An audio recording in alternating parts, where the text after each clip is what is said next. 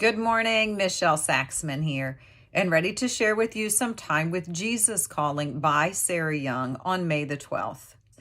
Y'all, I feel like this was written for me today. I was telling my husband earlier, I feel so drained. My fatigue, oh my golly, it's really, really high right now and has been. This is my second full day. And I don't want to say blame, but I blame it on the brain injury and what I was once able to accomplish. And now, golly Neds, it is a lot less and I am fatiguing even faster. And yesterday talking to one of my daughters and she was like, Mom, you need a to-do list. Make your list. Where's your list? Instead of trying to keep it stored and wasting energy. We know our energy is our greatest resource. And the more things I try to keep upstairs up here, I think the more exhausted I'm becoming. And then as I made my list, you guys, it is overwhelming and daunting. Our family has a lot of moving parts and we have a very exciting wedding coming up this summer and things going on around the house and then working outside the home. And anyway, I was allowing things to overwhelm me, to drain out, feeling the burnout, and knowing, you guys, that we have to keep this pipeline to the divine wide open.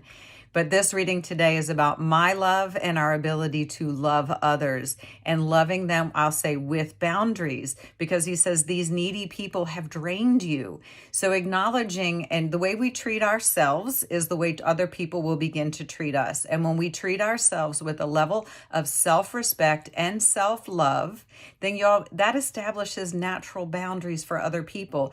It's like we will treat, what is that? The golden rule, people will treat you the way you treat others. But y'all, it is not that way. You will be treated the way you treat yourself.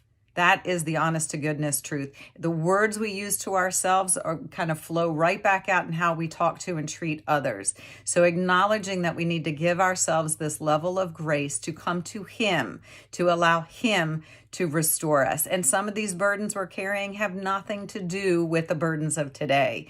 And he says, put them out into the future, and he has a veil that will cover them up. We will encounter them when he is ready, instead of trying to take all of this stuff on in this day. So learning to relate to others through his love, which is greater than any love we can imagine. And so much of our ego rises up, whether we're doing things in order for other people to accept, appreciate, and love us, or it's because we're trying to get something from them. That is just human nature. And I don't think we should ever fear and talk negatively about the ego. The ego was created as a result of harmful events and traumas in our life. So embracing that ego, envelop it in our Heavenly Father's love so that it can rest, so that he can restore all of us. So on to the readings for today. The first one is Psalm chapter 36, verse 5. Your love, O Lord, reaches to the heavens, your faithfulness to the skies. So I'll just say right there, his love is limitless, beyond what this human mind can even fathom. Exodus chapter 33, verse 14. The Lord replied, my presence will go with you, and I will give you rest. And y'all, I will just say this is Exodus, a big chapter, a lot of movement in the Bible. But he didn't say in the physical realm you will see me. It is in the spiritual realm. My presence will go with you, and I will give you rest. That all occurs in the unseen realm.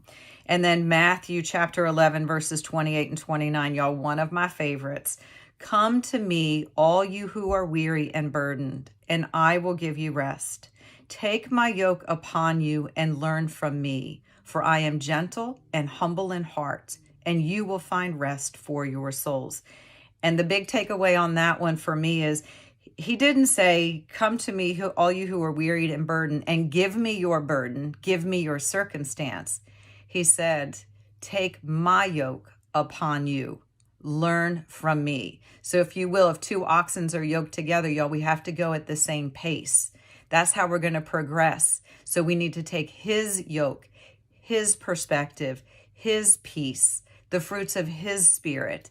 Take those, and then we will move forward gently and humbly and find rest for our souls. So y'all have a super blessed day. Stay connected to the vine. Love others through his lens. Love yourself with grace and mercy. You are worthy. Talk to y'all soon. Bye-bye.